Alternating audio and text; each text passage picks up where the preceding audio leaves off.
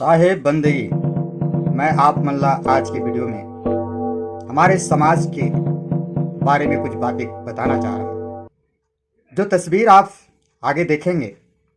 उन तस्वीरों को आपको पहचानना है और कमेंट बॉक्स में अपनी राय देना है कि हमारे इन सम्मानीय गुजर गए हमारे सरगुजा के आधार स्तंभ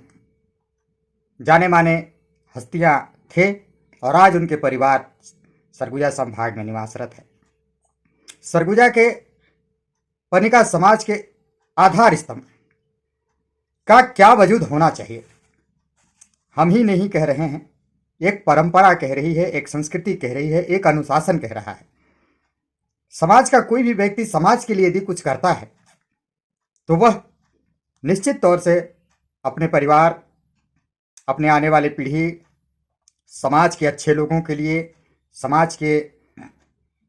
आने वाली संस्कृति और पिछली संस्कृति को तालमेल बनाने की एक भावना होती है, एक कद्र होता है, एक अनुशासन होता है जो आज देखने को नहीं मिल रहा है। समाज में यदि कोई व्यक्ति समाज के लिए कार्य करता है तो वह अपने परिवार के लिए जरूर कुछ ना कुछ सोचता ही होगा, लेकिन सामाजिक कार्य में वह कार्य करके अपने जीवन को बिताकर इस दुनिया से चला जाता है, लेकिन उसके परिवार के लिए समाज कुछ नहीं करता। ऐसा देखने को मिल रहा है। बड़ी विडंबना है कि भारतीय मानिकपुरी पनिका समाज सरगुजा संभाग ही नहीं, पूरे छत्तीसगढ़ और भारत में निवासरत कबीरपंथी भारतीय मानिकपुरी पनिका समाज को मैं यह संदेश कहना चाहूँगा कि वर्तमान समय में समाज का नेतृत्व जो भी करते हैं, जो भी संगठन करता हो या उनके द्वारा बनाए हुए स्थलों पर जो भी कार्य होता है, वहाँ वो तो चले गए, लेकिन उनकी आत्मा की शांति के लिए या उनके परिवार की सुरक्षा के लिए या उनके परिवार की सम्मान के लिए कम से कम इतना तो जरूर कर सकते हैं कि समाज को नेतृत्व करने वाले संगठन या पदाधिकारी कोई भी कार्य आयोजित करते हैं तो यदि पूर्व में जो आधार स्तंभ हमारे समाज को एक नई दिशा दे गए, एक स्थान दे गए और कुछ कार्य कर गए, जागरूकता की दृष्टि से, कुछ निर्माण कार्य की दृष्टि से, या समाज में कबीर की वाणी को फैलाने के लिए, कबीर के संस्कारों को बताने के लिए एक उत्साहपूर्वक कार्य किए, उनका एक इतिहास रहा। उस इतिहास को बनाए रखने के लिए जब भी कोई काम होता है तो कम से कम उस वीर पुरुष जो कबीरपंथी समाज के लिए कार्य किया, चाहे जैसा भी किया हो, उसके परिवार में से यदि कोई व्यक्ति, कोई महिला या कोई युवा यदि है जो समाज में एक प्रतिष्ठा रखता है या एक सभ्य है, तो उसे कभी भी कोई कार्यक्रम आयोजित होता है तो कम से कम उनके नाम से उन्हें मंच में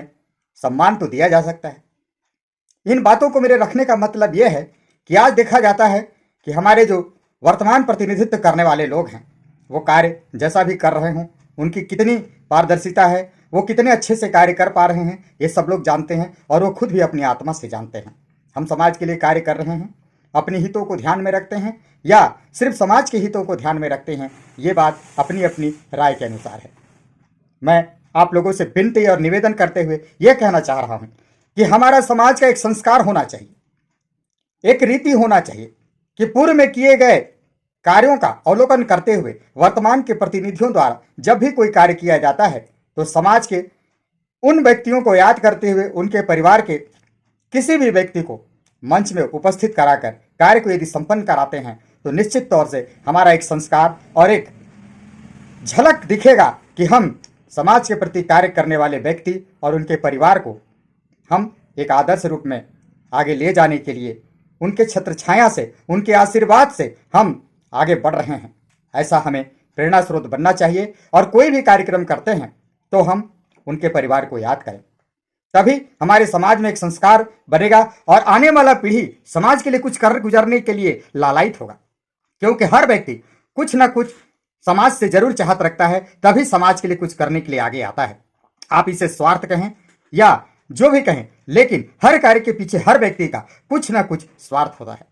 अगर उसका स्वार्थ नहीं भी है तो हमारी जिम्मेदारी होती है कि वर्तमान में हम जो कार्य कर रहे हैं, यह कार्य करने के लिए जो प्रतिष्ठित व्यक्ति हैं, प्रतिनिधि हैं, उनका जिम्मेदारी होता है कि वो समाज के इस संस्कार को बनाए रखें और हर पीढ़ी में इन कहानियों को बताया करें, उनके नाम को, उनके परिवार को स्थान दे करके कम से कम सामाजिक कार्य रूप को संपन्न करें, तभी हम आगे बढ़ सकते हैं। अंबिकापुर देख पा रहे हैं, ये सरगुजा संभाग के कुछ आधार स्तंभों का मैं फोटो आप लोगों को प्रदर्शित कर रहा हूं। इनके नाम आप जानते हैं तो कमेंट बॉक्स में लिखें, और नहीं जानते हैं तो मैं अभी आपको बता ही दूंगा कि इनका क्या अस्तित्व रहा है। हमारे सरगुजा संभाग आज से 30 साल 40 साल पहले क्या स्थिति रहा होगा, हमारा गंगापुर अंबिकापुर आश्रम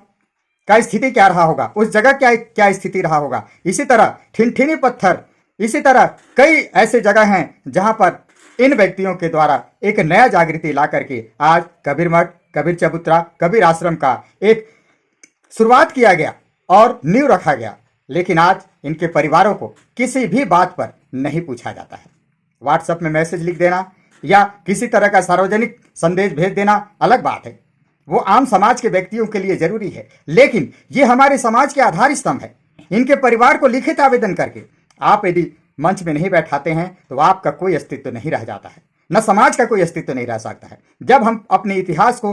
बरकरार नहीं रखेंगे, उसे सम्मान नहीं देंगे और एक संस्कार नहीं रखेंगे, तो समाज में कार्य करने वाला व्यक्ति भी भविष्य के बारे में कुछ नहीं सोच सकता है। तो मैं आप लोगों को आगे वीडियो दिखा रहा हूं और ये तस्वीरें आप देखिए और आगे विचार करिए कि इनके परिवार को आप कितना सम्मान और कितना इज्जत दे पा रहे हैं, या इनके नाम को आप कितना ले पा रहे हैं, और इनके आशीर्वाद से, इनके स्नेह से या इनकी दिले इच्छा को आप कितनी तरीके से संपन्न करा पा रहे हैं, पूरा कर पा रहे हैं। मैं युवा पीढ़ी से भी आग्रह करता हूं, वर्तमान कार्य करने वाले प्रतिनिधियों से भी निवेदन करता हूं कि इतिहास को बनाए रखने के लिए हमको ये कार्य करना जरूरी है। एक संदेश मात्र के रूप में इसे आप ग्रहण करें और स्वीकार करें, और मुझे मेरी बातों के लिए आप जैसा भी चाहें मैं अपने विचार रख दिया हूं, बाकी आपकी मर्जी। आगे देखिए वीडियो। नाम लिया तो सब लिया, सकल वेद का भेद, बिना नाम नर के गए, पढ़ी पढ़ी चारों वेद। पोथी पढ़ पढ़ जग मुआ, पंडित भया ना कोई, अढ़ाई आखर प्रेम का पढ़े से पंडित होई। ये तस्वीर स्वर्गीय सीपी सिंह अंबिकापुर, ये जिला अध्यक्ष के साथ राष्ट्रीय अध्यक्ष भी भारतीय मानिकपुरी पनिका समाज के रहे हैं। एक तस्वीर ये देखिए, पूरी तरीका से आपको बता रहा है श्री राम, स्वर्गीय श्री राम सेवक दास बेलखेरखा, स्वर्गीय Shri Barahil Das Kachhot, ring road Ambikapur mission hospital के पास, स्वर्गीय श्री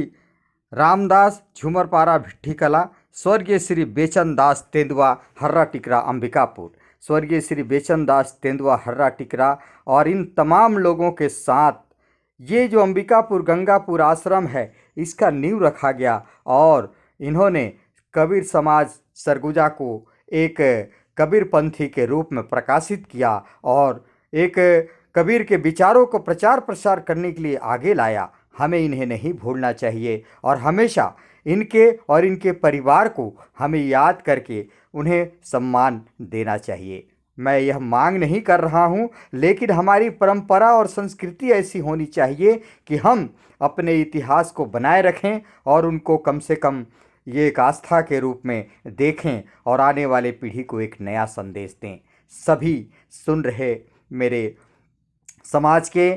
आमीन माताएं, भाइयों, बहनों और संत महंत, आप सभी लोगों से मेरा निवेदन है कि आप इस वीडियो को देख करके अपनी राय ज़रूर लिखें कि वीडियो कैसा लगा, और यदि नए हैं तो चैनल को सब्सक्राइब भी कर लें। और आगे आने वाले समय में इनकी सारी कहानियां मैं आपको बताऊंगा और अंबिकापुर गंगापुर आश्रम की इतिहास भी मैं बताऊंगा, और इसी तरह ठिनठिनी पत्थर के बारे में भी बताऊंगा और किए गए कार्यों के बारे में भी उल्लेख किया जाएगा, समाज के उन सभी प्रतिष्ठित व्यक्तियों के बारे में। साहेब बंदगी।